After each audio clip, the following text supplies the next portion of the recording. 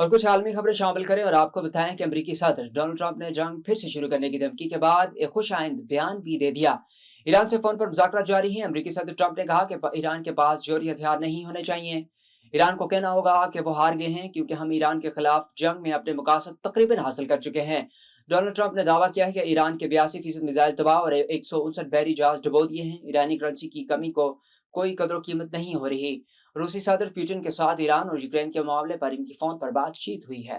अमरीकी कांग्रेस के रुकन ने फौजियों की हलाकत पर वजीर दफा पेट हेगिस को शदीद तनकीद का निशाना बनाते हुए इनसे मुस्तफा होने का मुतालबा कर दिया।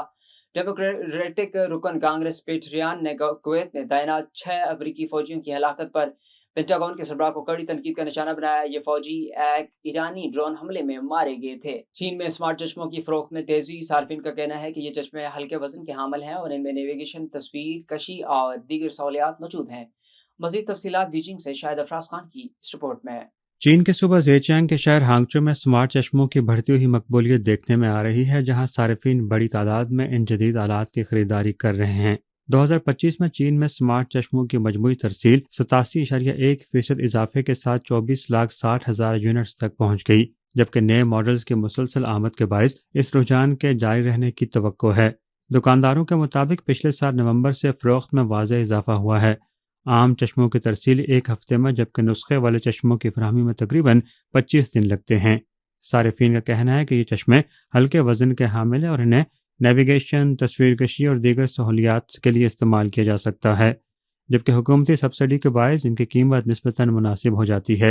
माहिरीन के मुताबिक इस तेज़ रफ्तार तरक्की की बड़ी वजूहात में मसनूई ज़हानत के जदीद टेक्नोलॉजी, नए मॉडल्स की लॉन्चिंग और हुकूमती मुआवनत शामिल हैं। अब ये चश्मे सिर्फ आवाज़ के जरिए कंट्रोल तक महदूद नहीं रहे, बल्कि दफ्तरी काम, सफ़र और स्मार्ट घरेलू निज़ाम समेत मुख्तलिफ शोबों में इस्तेमाल हो रहे हैं। चीन में इस वक्त स्मार्ट टेक्नोलॉजी का इस्तेमाल बढ़ता चला जा रहा है और स्मार्ट चश्मे इसकी एक ताज़ा मिसाल है, जो मुल्क में जदीद तकाज़ों और सार्फिन के बदलते रुझानात के उम्दा मंजरकशी है। Shahid Afraz Khan, A1 TV, Beijing.